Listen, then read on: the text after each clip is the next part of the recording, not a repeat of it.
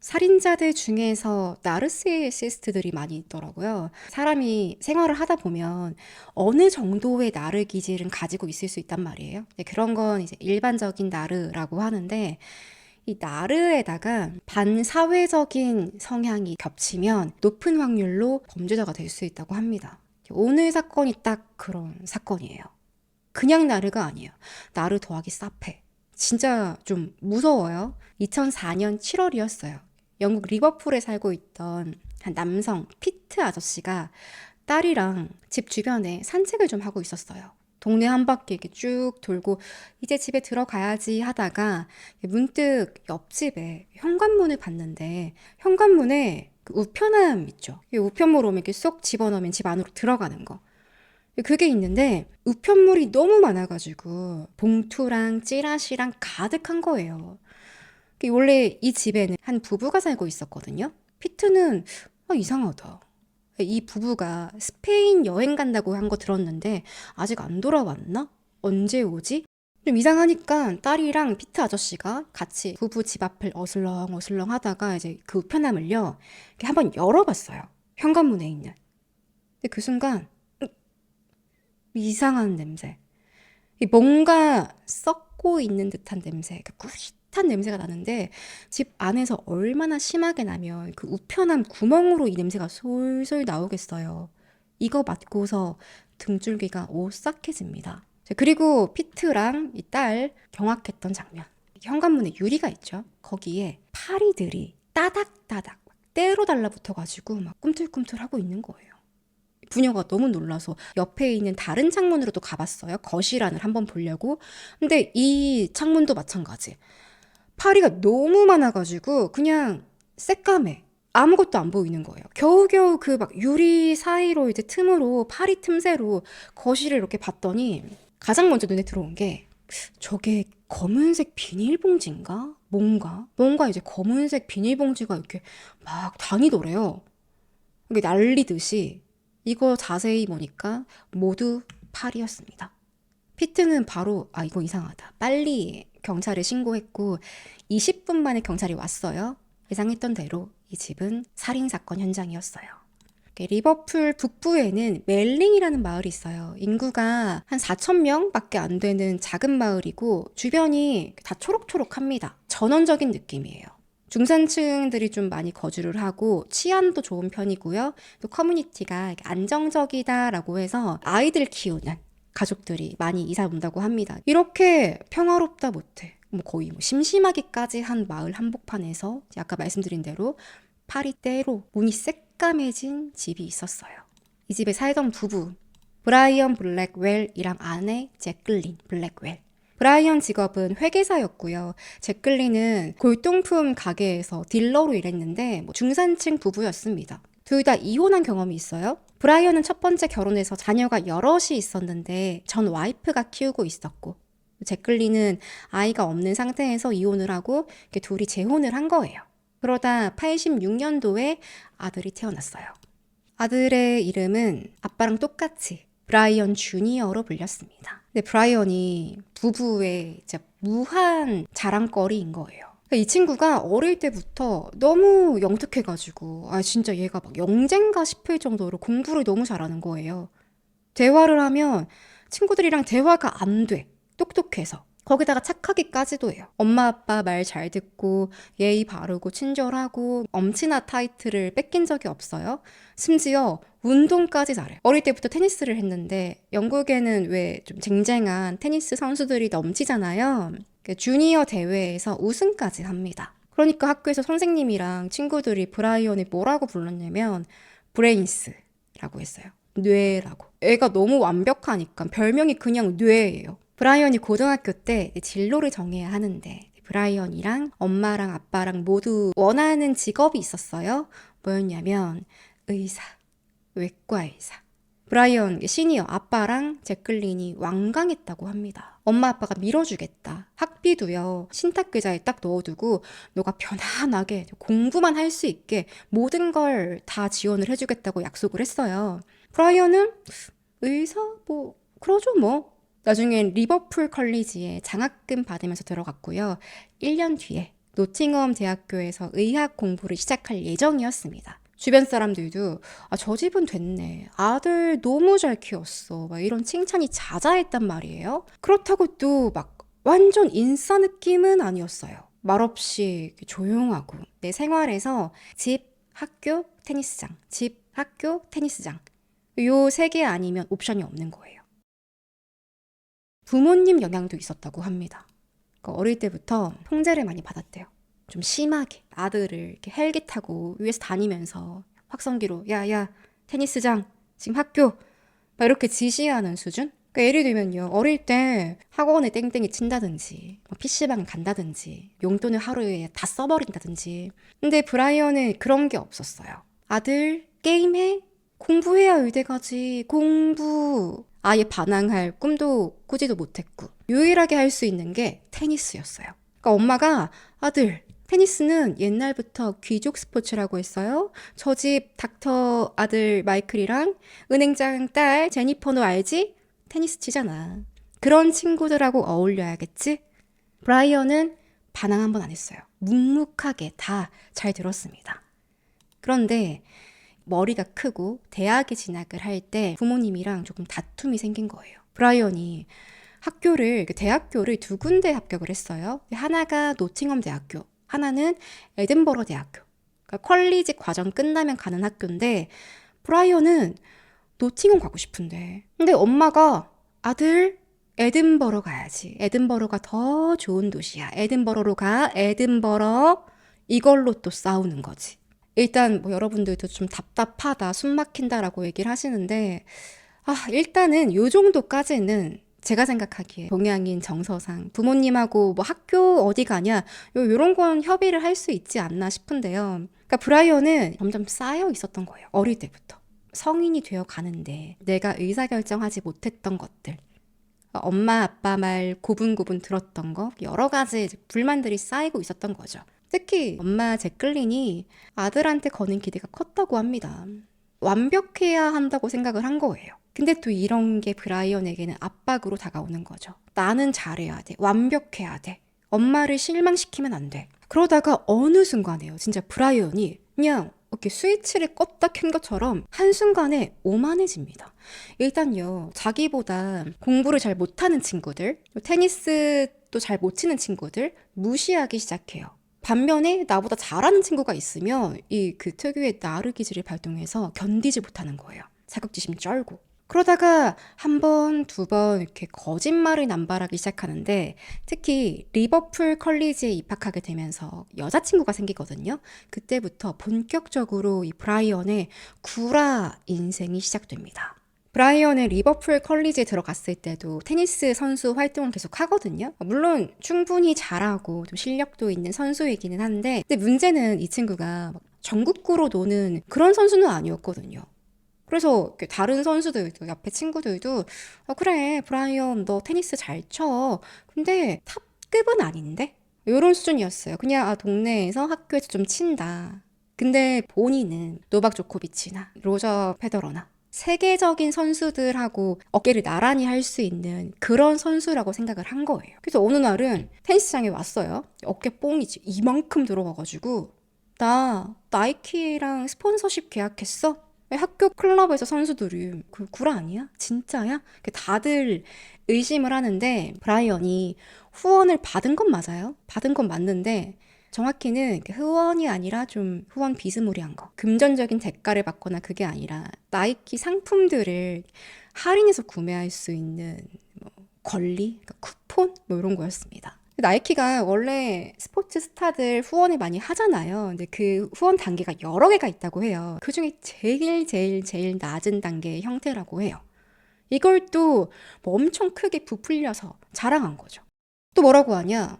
나 이번에 그리스에 경기 나가는데 아디다스랑 스폰서십 체결했어? 이런 식으로 이제 자기가 되게 잘 나가는 테니스 선수다라고 얘기를 하는데 여러분 어떨지 모르겠지만 말도 안 되는 거짓말을 하는 사람을 딱 보면 이게 느낌이 딱 오지 않아요? 약간 쎄한 느낌 받지 않아요? 그러니까 한두 번 거짓말을 했을 때는 모를 수 있는데 이 사람이 계속 거짓말을 입에 달고 살면 이거 안단 말이에요.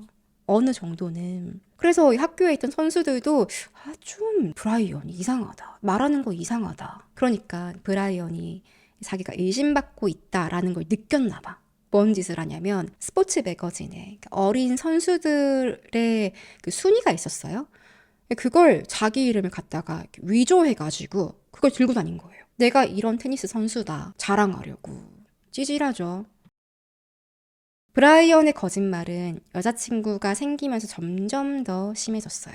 2001년도에 브라이언이 컬리지에서 1살 어린 17살 아마를 만나게 됐어요. 근데 아마도 브라이언이랑 같은 공부를 하고 있었고 목표도 똑같아요. 노팅엄 대학교에서 의학 공부를 하자. 또 아말의 어머니가 의사였습니다. 브라이언이 아말에게 막 내가 이 세상에서 제일 멋진 남자다. 너 나 놓치면 후회한다. 온갖 가머니설로 아말을 구워 삶은 거예요. 남자들은 허세를 좀 부릴 수 있잖아요. 여자 이렇게 꼬시려고 할 때 뭐 여러 가지 이제 양념을 칠 텐데 이건 양념도 그냥 양념이 아니야. 맹물에 미원만 타놓고 이거 사골국이다 하는 수준? 브라이언은 아말에게 이렇게 말해요. 오빠가 이번에 나이키랑 스폰서십 계약했어. Just do it. 그러니까 아무런 정체도 없는 스폰서십인데 프로 문턱도 밟아본 적이 없는데 내가 되게 유명한 선수라고 얘기를 하는 거예요. 나 이제 돈 좀 벌 거다 거짓말했고 또 돈도 되게 잘 썼대요. 좋은 거 먹게 해주고 사주고 어느 날은 다이아몬드 반지까지 딱 줬는데 이걸 아말 엄마가 알게 된 거예요. 사실 아말 엄마는 이 딸 남자친구가 어딘가 수상해 보이는데 의심을 하고 있었거든요. 그래서 대놓고 물어봅니다. 저기 브라이언, 너 이 반지 말이야. 이거 영수증 좀 볼 수 있을까? 브라이언은 준다고 해놓고 까먹었어요? 까먹었어요? 안 줬어요. 다이아몬드 가짜였어요. 큐빅 반지인데 다이아몬드라고. 근데 그게 너무 뻔한 거짓말 아닌가? 가져가서 물어보면 바로 알 수 있는 거 아니에요? 차라리 그 나이키 운동화 할인권을 주지. 에어맥스. 브라이언이 하는 거짓말은요. 진짜 아말 빼고 주변 사람들이 다 의심을 했어요. 특히 아말 친구들. 여자친구들이 브라이언 좀 사짜 같은데 인터넷에 검색까지 해봤어요. 테니스 선수 브라이언 블랙웰 했는데 아무것도 안 나와요. 수상하다. 그렇게 유명하다며 나이키 스폰 받는다며 그래서 친구들이 아말에게도 조심해라 경고를 했는데 아말은 브라이언을 믿었다고 합니다. 뭐 믿고 싶었을 수도 있죠. 2004년도에요. 둘이 정식으로 만난 지 얼마 안 됐을 때예요. 브라이언이 아말에게 진짜 나가도 한참 나갔어요. 솔깃한 제안을 하나 하는데 뭐라고 하냐면 아말 내 개인 어시스턴트 해줄래? 연봉 8만 파운드 줄게. 지금 환율로 한 1억 7천 하거든요. 장난 아니죠. 이게 또 다가 아닙니다. 브라이언이 자기 스포츠 경기 뛸 때마다 내 수입의 10%에다가 연 2만 파운드를 보너스로 주겠다. 그리고 더 솔깃한 제안. 오빠가 이번에 프랑스 오픈 나가거든? 앞으로 미국도 가고 호주도 가고 이동도 많이 하는데 나를 좀 따라다니면서 도와줬으면 좋겠어. 아말은 완전 신나죠. 전 세계를 다닐 수 있다고? 돈도 벌 수 있고 내가 좋아하는 남자친구랑 하루 종일 같이 있는다고? 그리고 뭐 도와달라는 게 아니 옆에서 매니저처럼 좀 뭐 도와주겠죠. 뭐 이렇게 도와주겠지. 근데 이렇게 완벽한 직업이 어디 있나. 바로 승낙합니다. 그 자리에서. 그러니까 아말은 자기 남자친구가 정말 세계적인 대스타. 나달이나 뭐 페더러 같은 그런 뭐 초초 스타급 테니스 선수라고 생각을 한 거예요. 전청조급인데 진짜 전청조급이에요. 예. 또 혹은 아직은 그런 선수는 아니지만 그렇게 될 선수다. 조만간. 믿을 수밖에 없었던 게 브라이언이 고용 계약을 했어요. 그 자리에서 바로 3개월치 급여를 줍니다. 39,000파운드짜리 수표를 그 자리에서 바로 딱 적어서 줬는데요. 자, 문제는 아말이 이걸 수표니까 은행에 갖다 맡겨야 현금화가 되겠죠? 맡겼는데 돈이 안 들어와. 자기야, 지금 현금이 안 들어오는데? 이 수표 지급 거절이라고 하는데? 당시 브라이언 계좌에 꼴랑 9펜스밖에 없었거든요. 한 150원 정도. 근데 얘는 왜 39,000파운드짜리 수표를 써준 걸까요? 브라이언이 사는 방식인 거예요. 내가 책임도 못 지는 거짓말을 일단은 해. 들통나면 또 다른 거짓말로 덮고. 그러니까 브라이언은 그게 있잖아. 그 아직 나이키에서 입금을 안 했나 봐. 걱정하지 마. 내가 또 새로 써줄게. 아말은 뭐 돈 못 받았는데 좀 서운하기도 하고 이상하다. 진짜 사기 아닌가 이런 생각을 했을 거예요. 근데 브라이언이 본인 스스로가 민망하잖아요. 돈 없는 거지로 보지 않을까? 날 사기꾼으로 생각하려나? 그래서 혹시 헤어지자고 하면 막 불안하기도 하고 신경도 쓰이는 거예요. 그러니까 뒤에도 또 제가 말씀을 드릴 거지만 브라이언이 나르 중에서도 정통 나르시시스트. 남들이 내 여자친구가, 엄마 친구가 나를 어떻게 평가하는지 내 인생에서 제일 중요한 거예요. 허황된 거짓말들, 온갖 허세, 이런 걸 부려서라도 이제 내 인생을 잘 포장해서라도 잘 보이고 싶은 거죠. 브라이언은 일단 지금 거짓말, 숲이 묻어난 거 이거 좀 메꿔야 하니까 이제 아말 기분도 풀어줄 겸 오빠가 벤츠 하나 뽑아줄까? 같이 벤츠 매장 가서 시승도 하고 그럽니다. 통장에 150원밖에 없는데. 또 브라이언이 면허가 없어요. 운전할 줄도 모르는데 뭔 벤츠를 몰아. 그러니까 아말한테요. 아말은 면허가 있었나 봐요. 그러니까 오빠가 차 사줄 테니까 너가 좀 운전을 해라. 내 매니저니까 너가. 실컷 이렇게 시승하고 딜러랑 막 얘기를 하는데 브라이언이 나이가 어려요. 18살밖에 안 됐어요. 딜러도 의심이 갈 거 아니에요. 얘가 진짜 돈이 있나 없나. 꼬치꼬치 캐물으니까 우리 집에 벤츠 한 대 있어요. 우리 아파트에 주차돼 있는데 이제 걔는 4만 5천 파운드를 줬나?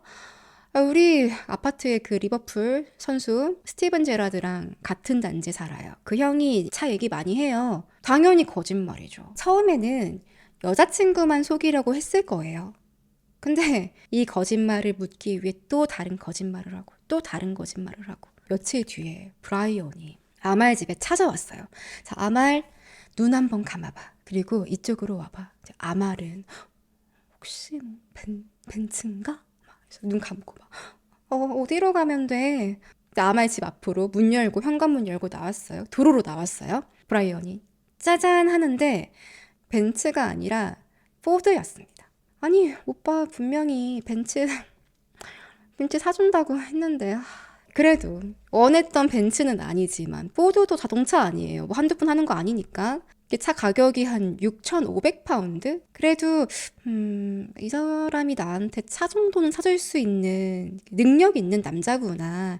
여전히 믿었다고 해요. 그리고 또 아말이 또 속을 수밖에 없는 게 브라이언이 한똑똑하니까 나이키에서 후원받은 거 그런 것도 문서로 다 위조해 두고 있었고 또 진짜 영악한 게 뭐냐면 거짓말도 여러분 이렇게 자주 하다 보면 나도 내가 이런 말을 했나 안 했나 까먹을 수도 있으니까 노트에다가 내가 뭐 아말이랑 무슨 대화를 했다 적어두고 헷갈릴까 봐. 그러면 브라이언은 통장에 150원밖에 없는데 무슨 돈으로 포드를 샀을까요?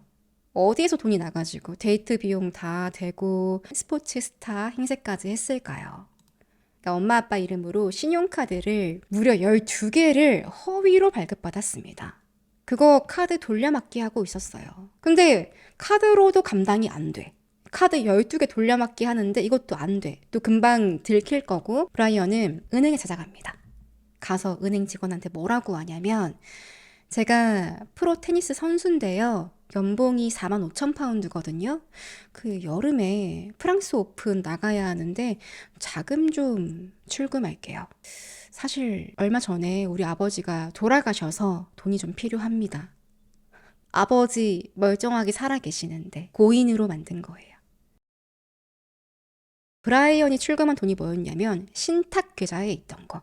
그 부모님이 아들 의대 가면 학비로 쓰려고 모아둔 거예요. 브라이언 이름으로. 그러니까 성인이 되었으니까 이게 출금이 가능했나 봐요. 그걸 다 홀라당 출금해가지고 근데 이날 은행 직원이 돈을 주고 나서 좀 느낌이 쎄하니까 브라이언 엄마 제클린에게 이야기를 합니다. 그러니까 제클린이 너무 충격을 받은 거예요. 아니, 그 전까지는 진짜 아무것도 몰랐대요. 아들이 밖에서 그냥 공부만 하는 줄 알았지. 근데 은행 계좌 보니까 다 털렸어. 얼굴이 창백해져가지고 아들이 불러다가 노발대발 하는데요. 뭔 짓을 하고 다닌 거냐. 돈은 지금 어디 갔냐. 어디에 쓴 거냐. 막 추궁을 하니까 내 여자친구 아말에게 포드를 사줬다. 라고 불었어요. 엄마는 아말에게 연락을 했어요. 브라이언 엄마인데요.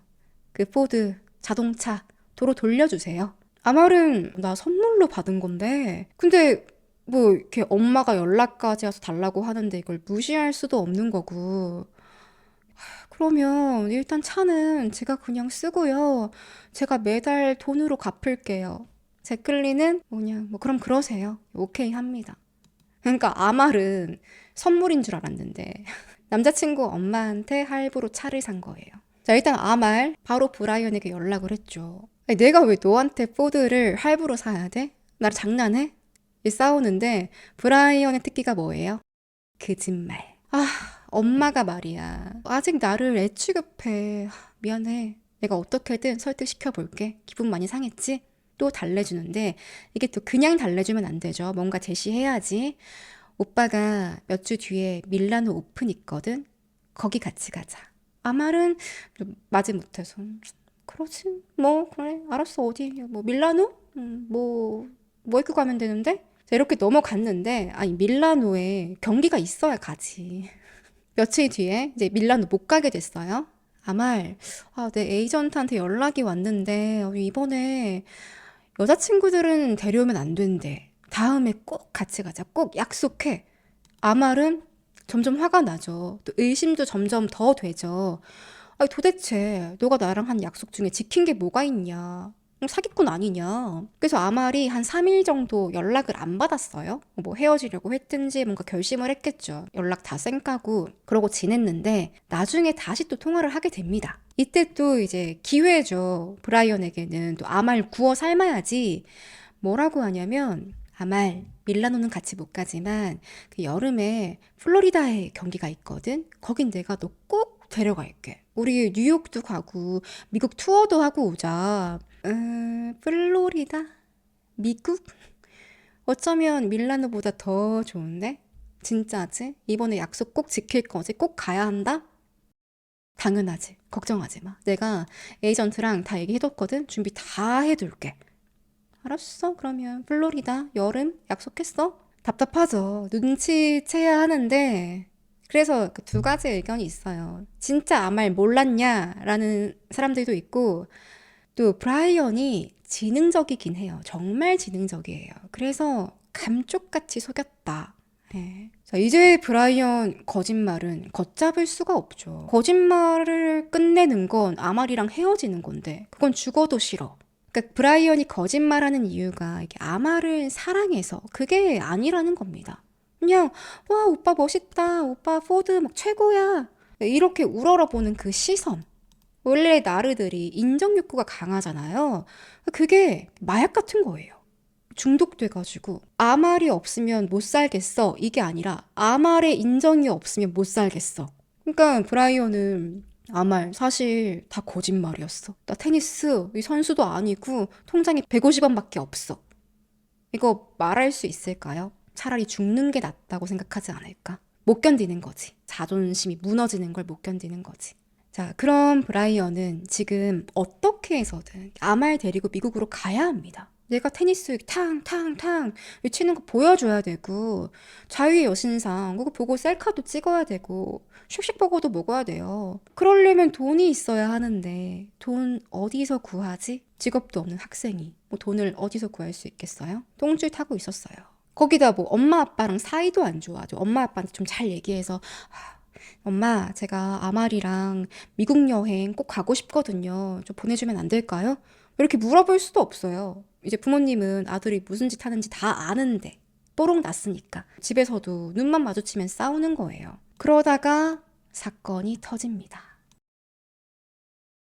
2004년 7월 25일이었어요. 일요일이었는데 이날 오전엔 브라이언이 테니스 클럽에 나갔어요. 근데 아빠가 따라갔대요. 옆에 가서 아들 경기하는 걸 지켜보다가 사람들한테 우리 아들 그 의대 가려고 공부 열심히 하고 있어요. 자랑하고 그랬는데 오전 11시쯤에 함께 집으로 돌아옵니다. 이날 브라이언은 심장이 쪼그라들고 있었어. 오늘 밤에 아마를 만나서 같이 준비하고 내일 미국으로 출국하자 약속해 놓은 상태였거든요. 근데 계획은 1도 없네? 뭐 비행기, 호텔 예약된 거 하나도 없어요. 근데 시간은 점점 다가와. 오늘 밤에 아마를 만나야 돼. 아마의 집에 가야 돼. 이제 아말에게 어떤 핑계를 대야 하지? 막 미치는 거예요. 결국에는 몰래 자기 방에 틀어박혀가지고 비행기 티켓을 예약합니다. 더 이상은 지체할 수 없다. 내일 떠나는 비행기. 맨체스터에서 뉴욕으로 가는 편도 항공권이었고요. 2장이죠. 아말 거랑. 그것도 비즈니스 클래스. 4,885파운드고요. 한 700만 원 합니다. 돈이 없죠. 그러니까 아빠 카드로 결제했어요. 이제 나는 주사위를 던졌어. 무조건 가야 돼. 어떻게 해서든 아마를 데리고 미국으로 가야 돼. 엄마 아빠한테 뭐 두들겨 맞더라도 그냥 일단 지른 거예요. 아빠 카드로 긁은 거예요. 어떻게 되겠지 하고 몇 분 뒤에 아빠가 뭐 문자가 왔든 이메일이 왔든 큰 금액이 결제된 걸 보고 머리가 띵 했죠. 바로 브라이언 방에 쳐들어가서 너는 절대 미국에 못 간다. 그 여자애랑 못 간다. 내가 이거 당장 취소할 거야. 이 순간에 브라이언 눈이 뒤집혀가지고 아버지 71세입니다. 망치로 사정없이 내려치고요. 10인치짜리 긴 칼로 아버지 몸을 여러 군데 무려 30번 이상을 찔렀어요. 아버지를 30번 이상 찌른 거 있죠. 이건 웬만한 분노 살인에서 나오는 너무 막 극도로 화가 났을 때 아버지는 막 너무 당황해서 계속 저항하면서 2층에 브라이언 방 안에 있었거든요. 쿵탁쿵탁 소리가 나니까 엄마가 이렇게 이상함을 느낀 거예요. 1층에서 주방에서 일하다가 바로 달려왔는데 이게 뭔 하는데 이거 뭐 아들을 말릴 새도 없었습니다. 브라이언이 망치로 엄마 머리도 제클린 그대로 기절했어요. 아버지를 찔렀던 같은 칼로 엄마 가슴을 20번 넘게 무참히 휘둘렀어요. 아버지 30번, 어머니 20번, 50번이 넘게 칼을 휘두른 거 이건 남한테도 그렇게 못할 거예요. 웬만한 사이코패스도 그렇게 못할걸? 근데 자기를 키워준 부모님 아니에요.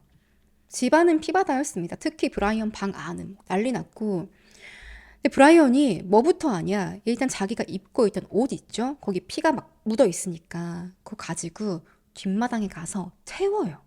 이미 아말이랑 약속한 시간이 지나가고 있었거든요. 아말은 계속 브라이언에게 연락을 했는데 안 받아요. 이거 지금 우리 집에 와야 되는데? 또 구라친 거 아니야? 내일 미국 가긴 가는 거야? 계속 전화하는데 그 사이 브라이언이 막 자기 옷도 태우고 시신 어떻게 수습해야 하지? 우왕좌왕하다가 일단 엄마 시신을 욕조로 끌고 가서 물에 담급니다. 그리고 계속 전화기에서 막 팅팅팅 여자친구 아말 전화 계속 오니까 어떡하지? 어떡하지? 모르겠다. 그냥 엄마 아빠 시신을 그대로 두고요. 집을 나왔어요. 브라이언은 아말 집에 가서 하룻밤 자고 그 다음날 뉴욕으로 가요. 비즈니스 클래스 타고. 미쳤죠. 진짜 소름 돋지 않아요? 아니 아무렇지도 않게 그냥 비행기 안에서 웃으면서 누가 전날 엄마 아빠 죽이느라고 보겠어요. 사진 찍고 먹을 거 먹고 할 거 다 해요. 아말은 몰랐죠. 이 자식이 방금 지 부모 살해하고 현장 그대로 내팽개치고 왔다는 거 전혀 몰랐죠. 평소랑 똑같으니까. 자, 이 커플은 뉴욕에 도착합니다. 뉴욕에서도 그 비싸다고 소문난 한때 도널드 트럼프가 소유했던 더 플라자 호텔, 나홀로 집에 배경된 호텔이죠. 거기서 정말 케빈처럼 돈을 펑펑 써요. 아빠 카드로. 객실도 스위트룸, 지난 대통령들 있죠. 케네디, 부시가 묵은 적이 있는 센트럴파크 훤히 내려다 보이는 그 스위트룸에서 룸서비스 시키면서 지냅니다. 랍스터, 캐비어, 생굴, 빠질 수 없는 샴페인. 이거 부르는 게 값이란 말이에요. 뉴욕 도심도 관광을 하는데 아말이 브라이언 우리 시티 투어 버스 탈까? 브라이언은 요즘 누가 촌스럽게 그런 거 타.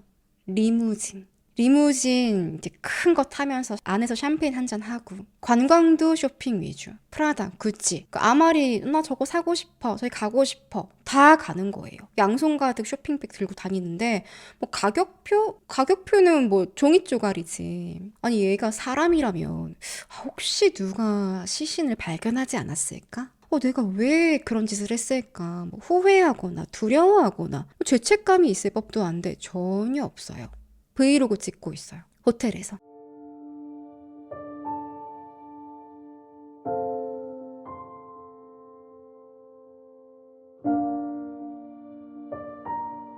bathroom with our own little television, shower, And jacuzzi. and jacuzzi.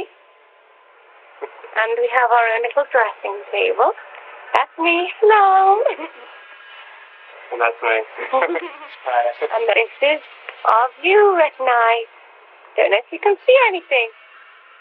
나중에 이게 더프라자 호텔에서 청구한 빌이 공개됐는데요. 그러니까 빌이 여러 장인데 그 중에 일부만 나온 거예요. 가격이 3,792불. 한 500만 원 정도입니다. 무슨 지가 재벌도 아니고 재벌들 호화 여행도 아니고 며칠 뒤에 이 커플 어디로 가냐? 플로리다 마이애미에 가서 헬기 투어 하고요. 또 서부로 이동해서 샌프란시스코에서 금문교에서 사진 찍고 그러니까 뉴욕, 플로리다 여긴 동부잖아요. 거기서 아예 그냥 서부로 캘리포니아까지 간 거예요. 이후엔 뭐 아메리카 데리고 왔으니까 좀 뽕을 제대로 뽑아야겠다 생각을 한 건지 캐리비안의 섬나라 바베이도스에도 휴양하러 갑니다. 근데 좀 이상한 게 테니스 경기하러 왔는데 경기는 안 가요. 원래 없었으니까. 그럼 아말이 조금 왜 경기 안 가지? 이상하게 생각할 법도 한데 또 브라이언은 이제 거짓말로 구워 삶았거든요. 뭐라고 했냐면 마이애미에 허리케인이 떠가지고 경기가 취소됐다.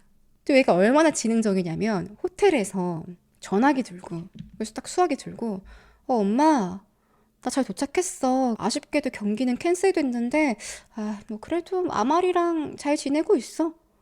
이거 연기까지 한 거예요. 그러니까 아말이 엄마랑 통화하는구나. 커플은 미국 일주를 무려 2주 동안 합니다. 브라이언 대책 없이 3만 불 썼어요. 5천만 원 넘게. 이거 다 죽은 돌아가신 부모님 카드. 지금 집에서 부패하고 있는 엄마 아빠 카드로 긁은 거예요. 내일이 없는 남자 같지 않아요? 그렇게 여행을 잘 마치고 2주 동안 아무 일 없다는 듯이 잘 마치고 영국 웰링으로 돌아옵니다. 오자마자 브라이언이 바로 집으로 갔어요. 그것도 아말이랑 같이. 궁금했겠죠. 혹시나 누가 발견하지 않았을까? 뭐 경찰이 와 있진 않을까? 뉴스에 뜬 거 없나? 집 앞에 갔는데 이게 조용한 거예요. 뭐 아직이구나. 그 순간에 헤이, 브라이언, 너 어디 갔다 오나 봐? 고든 아저씨 안녕하세요. 옆집 이웃 주민이었습니다. 그 파리 발견한 피트 아저씨랑은 다른 분이에요. 근데 고든은 브라이언이 여자친구랑 택시에서 이렇게 한 짐을 내려다 놓으니까 이렇게 물어본 거죠. 궁금해서. 너 한동안 안 보이던데 어디 여행 갔다 왔나 봐? 뭐 엄마 아빠는 어디 있어? 부모님 스페인 여행 갔는데요? 아직 안 오셨어요? 그러면서 이제 아말이 여자친구는 이 이웃집 아저씨랑 잠시 얘기를 하는데 그동안의 브라이언은 이 현관문 앞으로 가서 동태를 살피는 거예요. 뭐 있나? 이상한 거 있나? 없나? 그리고 돌아와서 뭐라고 하냐? 엄마 아빠가 없어서 내가 아직 집에 못 들어가겠네? 나 열쇠가 없거든.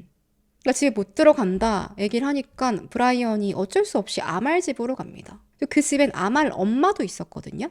그 며칠 동안 이 셋이서 되게 화기애애하게 잘 지내요. 중간중간 심지어 브라이언이 집에 갔다 오기도 합니다. 그러니까 여기서 조금 말이 앞뒤가 안 맞는 게 뭐냐면 분명히 열쇠가 없다고 했단 말이에요. 근데 또 뭐 차고 문이랑 창고 문은 열 수 있었다 라고 말을 하면서 집에 가서 아빠 와인 창고에서 와인을 가져와요. 그것도 아말 엄마한테 선물을 해주고 그래요. 부모님 시신이 있는 그 집에 계속 왔다 갔다 한 거예요. 그리고 어쩔 때는 아말이랑 또 같이 그 집으로 가요. 뒷마당에 있는 가니 테니스 코트에서 같이 뭐 경기도 하고 그랬대요. 그래서 초반에 아말도 공범이 아니냐 그런 의심을 받기도 했는데 뭐 일단 의심입니다. 예, 의심일 뿐이에요. 그거. 살인한 지 3주가 다 되어가고 있었어요.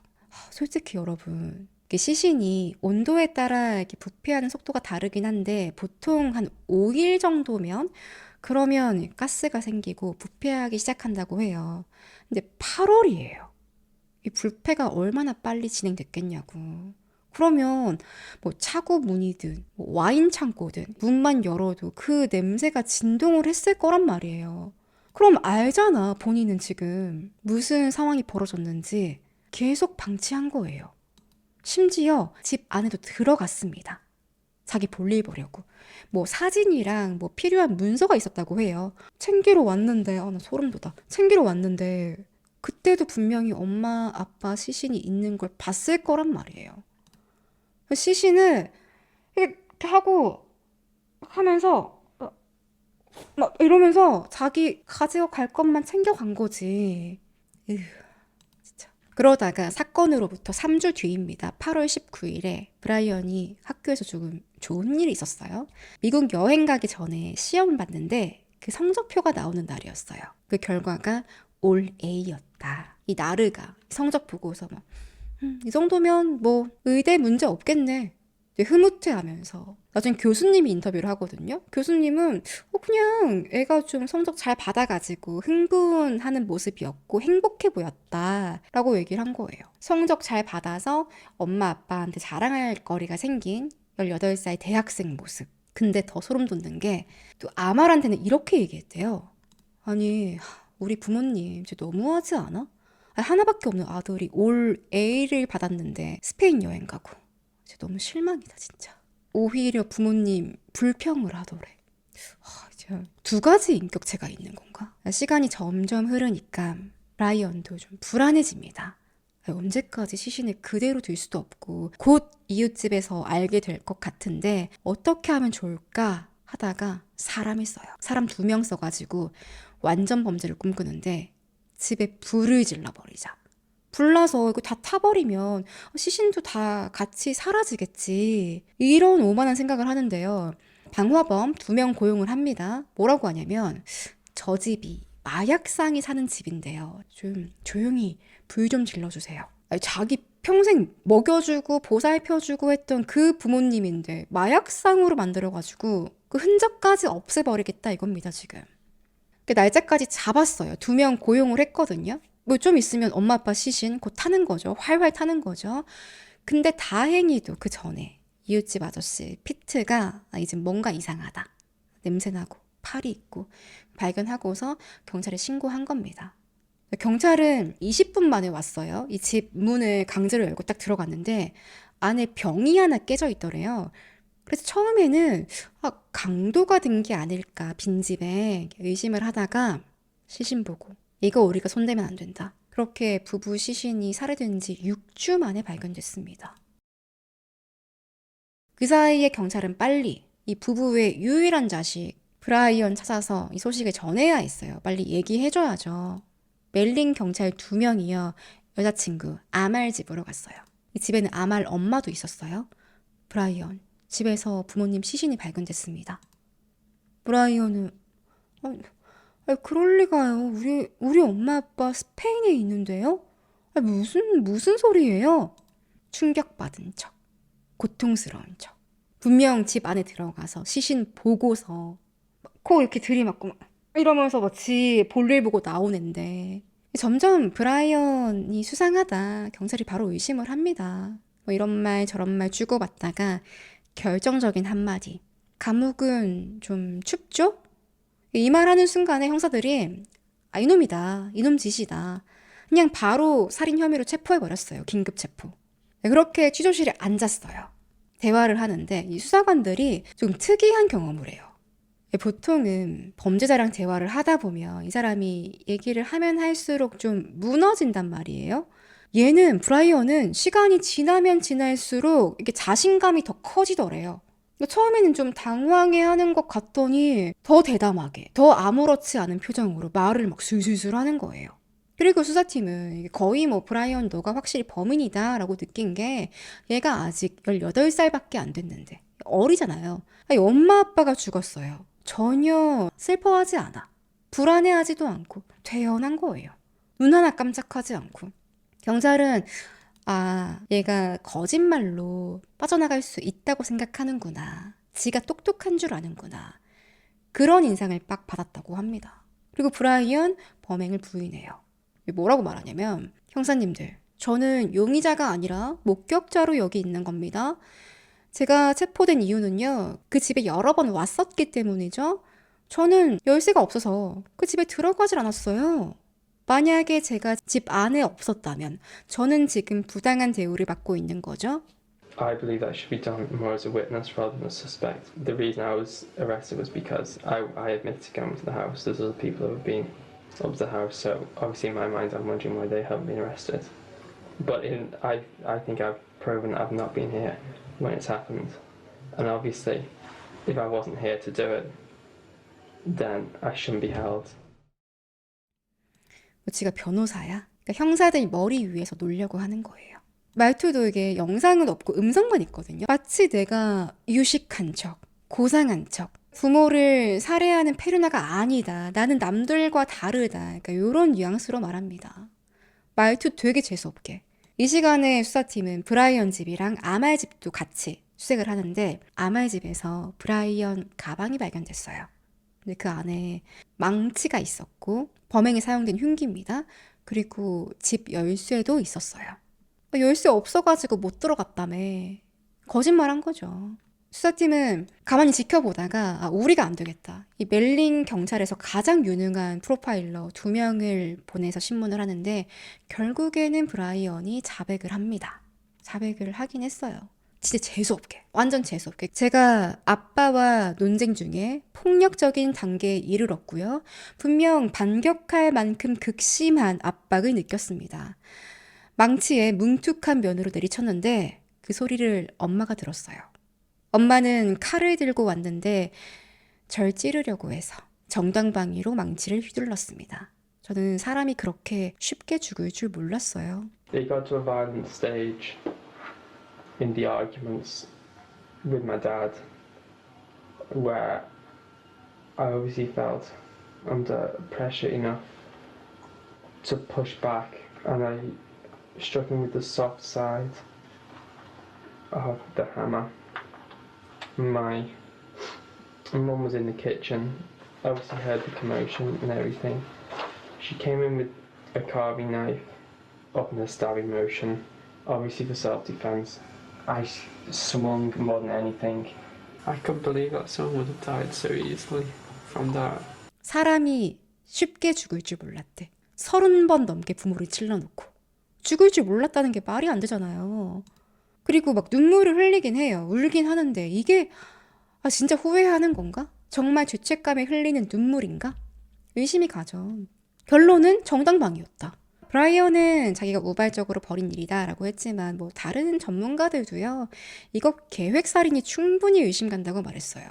그 전에 아빠랑 엄마랑 분쟁이 얼마나 많았겠어요. 여친, 포드 사주고 신탁 계좌 깨고 이런데 얼마나 많이 싸웠겠어요. 근데 딱 미국 가기 전날 한 손에 망치, 한 손에 칼 준비해서 기습적으로 살해했다고? 뒷마당에 가서 옷을 태웠어요? 또 엄마의 시신은 욕조에 넣었어요? 이게 뭐 한순간에 벌어진 일이라고? 그리고 수사팀이 분석했을 때도 흉기로 여러 차례 내려치는 행동은요, 절대 정당방위에서 나올 수 없다고 합니다. 또 되게 안타까운 게 아버지 브라이언 시니어가 얼굴이랑 손바닥 또 팔에 자상이 많았거든요. 이거 방어흔이라고. 또 브라이언 방 안이 성인 남자가 폭력으로 이렇게 싸웠다고 보기에는 좀 깨끗한 거예요. 뭐 혈흔이 없냐 그게 아니라 가구가 쓰러져 있거나 뭐 물건이 어질러져 있거나 그런 게 없는 거예요. 아버지 브라이언이 의자에 앉아 있을 때 브라이언이 뒤에서 공격했던 게 분명하다라고 밝혔습니다. 모든 증거가 향하는 방향이 브라이언의 정당방위가 아니라 이제 계획살인이다라고 가리켰어요. 브라이언은 체포된 지 이틀 만에 부모 살해 혐의로 기소가 됐고요. 뭐 주변에 학생들, 이웃들 다 뻥져가지고 세상에 저렇게 똑똑하고 예의 바른 청년이 부모를 죽여? 세상 말세다. 사람들이 다 못 믿는 분위기였대요. 제가 엄마 아빠를 살해했다고? 그리고 가장 충격받은 사람, 여자친구 아말, 미국 여행 갈 때, 나랑 캐비아 먹고 있을 때, 그때 부모님을 죽이고 왔다고? 테니스 선수, 뭐 나이키 후원 다 거짓말이야? 얼마나 섬뜩해요. 아말도 몰랐겠죠. 알았다면은 이제 뭐 혐의가 있었겠죠. 근데 나랑 그때 미국 여행 갔다 왔는데 알고 보니까 사람을 죽이고 왔어. 몇 시간 뒤에 비행기 타고 하하호호 하고 여행을 했는데 아말은 진짜 몰랐을까요? 아말만 알지 않을까요? 근데 공식적인 혐의는 없습니다. 여러 가지 뭐 기사이나 이런 의견들을 보면 비록 몰랐지만 브라이언 거짓말에 속았지만 피해자들 돈으로 득을 제일 많이 본 건 아말이 맞거든요. 어디서 그런 호화스러운 여행을 해보겠어요. 모르고 받은 건 맞지만 그래도 좀 힘들었다고 해요. 여기서부터 또 기가 막힌대요. 브라이언이 재판을 기다리는데 정신감정을 받았어요. 그 결과서가 검찰에 도착했는데 뭐라고 돼 있냐면 브라이언이 나르시시스트 성격 장애를 앓고 있다. 그리고 그게 원인이라서 성공이랑 권력에 대한 뭐 환상들, 남들이 날 우러러보는 그런 가짜 자아를 만들어낸 거다. 계획살인이 아니라 자기애적인 분노 때문에 우발적으로 살해한 것이다. 라는 거예요. 아니, 나르시시즘 때문에 살인해버린다는 게. 이 결과는요, 영국에서도 되게 이례적이었어요. 세상에 나르가 얼마나 많아요. 정말 많은데, 이게 좀 감형 사유가 될 수 있을까? 나르이기 때문에 우발적으로 살해했다. 그건 저는 잘 공감이 안 갑니다. 근데 일단 이렇게 주장을 했던 전문가들의 의견이 뭐였냐? 그걸 이제 말씀드리면요. 심리학 박사 제레미 코이드가 이렇게 해석을 했어요.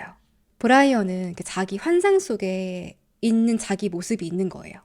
수십억대 연봉을 받고 테니스를 잘 치고 나이키 스폰을 받고 가짜 자아를 만들어낸 거지. 마치 내 머릿속에 이렇게 집을 하나 잘 지어둔 건데 여자친구랑 여행을 못 가면 그 집이 무너져 버릴지도 모른다 생각을 한 거예요. 근데 누가 못 가게 했어요? 엄마 아빠가.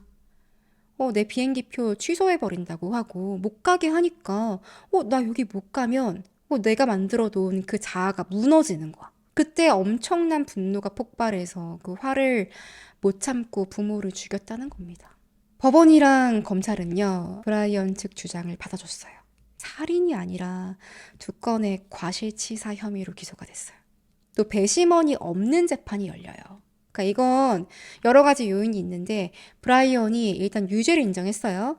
또 정신감정 좀 유리하게 나왔죠. 과실치사로 기소 내용이 바뀌었죠. 그래서 이게 배심원 없이 판사 재판이 가능했다고. 이건 브라이언에게 아주 유리한 조건이었습니다. 강력 폐륜 범죄 아니에요. 사람을 2명이나 부모를 살해했는데 근데 법원이 범죄자의 편에 선 거 아니냐. 또 이게 두고두고 논란이 되고 있어요. 잘못된 판단이라고.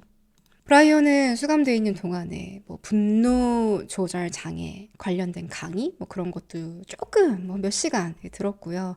범행을 후회한다, 반성한다라는 모습을 비치긴 하는데 뭐 진심은 알 수가 없죠. 본인은 막 울면서요. 제가 엄마가 죽고 나서요. 엄마한테 사랑한다고 말했어요.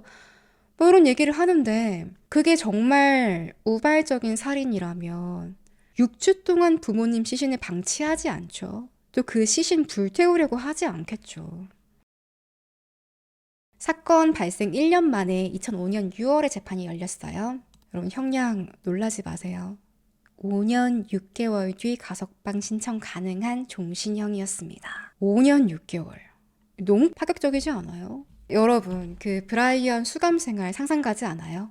최우수 모범수. 나는 너네랑 달라. 내가 여기 있을 사람이 아니야. 완벽한 수감 생활을 하는 거예요. 그랬을 것 같아, 브라이언이라면. 이 나르가. 그렇게 첫 번째 가석방 심사를 받는데 처음에는 거절됐어요. 근데 그 뒤에 11년 뒤에 2016년도에 허가가 납니다. 그래서 나이 30살에 사회로 복귀했는데요. 지금은 30대 후반이 됐겠죠. 어딘가 잘 살고 있겠지. 영국 어딘가에서. 여러분, 나르가 생각보다 우리 주변에 많은 거 아세요?